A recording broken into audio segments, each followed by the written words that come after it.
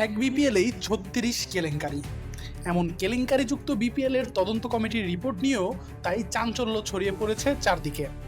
৩৬টি অভিযোগের বেশিরভাগই আবার ৩টি ফ্র্যাঞ্চাইজিকে ঘিরে। মহা সমালোচিত দুর্বার রাজশাহী, সিলেট স্ট্রাইকার্সের সাথে আছে চিত্রনায়ক সাকিব খানের ঢাকা ক্যাপিটালসের নামও। এসব অভিযোগের নিষ্পত্তি হবার আগ অবধি তাদের নিষিদ্ধ করার সুপারিশও আসতে পারে। তাই এক মৌসুম অংশগ্রহণের পরেই হয়তো নিষিদ্ধ হতে যাচ্ছে সাকিব খানের সামাজিক যোগাযোগ মাধ্যমে ব্যাপক আলোচিত দল ঢাকা ক্যাপিটালস। এবছরের বিপিএল যেন ছিল মহা অব্যবস্থাপনার এক যজ্ঞ।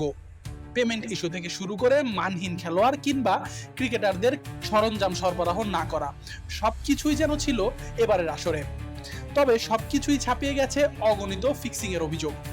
শুধুমাত্র গত আসরেই ৩৬টি ফিক্সিং এর সত্যতা পেয়েছে তদন্ত কমিটি। ফিক্সিং এ জড়িয়ে বিপিএল থেকে নিষিদ্ধ হবার পথে এখন সাকিব খানের রিমার্ক হারলেনের মালিকানাধীন ঢাকা ক্যাপিটালসও।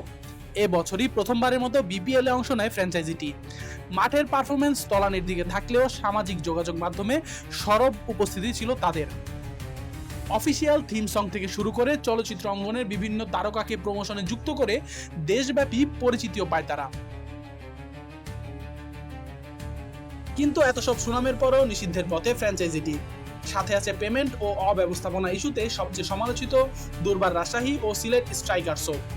শুধু এবারের আসরই নয়, বিগত কয়েকটি আসর নিয়ে তদন্ত করে তদন্ত কমিটি পেয়েছে প্রায় ১৪০টির মতো ফিক্সিং এর অভিযোগ। তদন্ত কমিটি খুব শীঘ্রই প্রাথমিক রিপোর্ট জমা দেবে বোর্ড সভাপতি আমিনুল ইসলাম বুলবুলের কাছে। এরপর চূড়ান্ত রিপোর্টেই এই ফ্র্যাঞ্চাইজি তিনটিকে নিষিদ্ধের প্রস্তাব করা হবে। তাই এক আসর খেলেই বিপিএল থেকে নিষিদ্ধ হতে যাচ্ছেন সাকিব খানও। আশিকুর রহমান শান্ত, ডি স্পোর্টস।